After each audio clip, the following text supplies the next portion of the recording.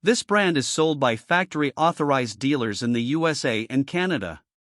All of their units have a durable appliance-grade finish as well as rust-resistant screws to keep the units looking good for many years.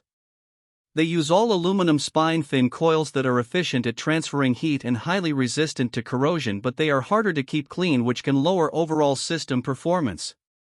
The brand features durable stainless steel heat exchangers and burners which resist corrosion, but the warranty on the heat exchangers is not as good as other brands. The XR13.4C units use full louvered metal panel construction to protect the condenser coil from mechanical damage.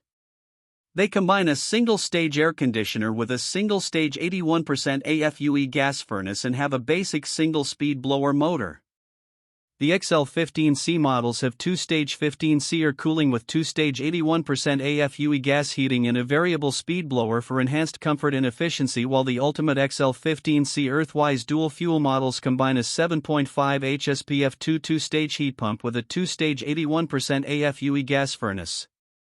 The XL15c models use a plastic coil guard instead of louvered metal panels, which looks good but is less durable and does not provide as much protection as the louvered panels on the XR13.4C models.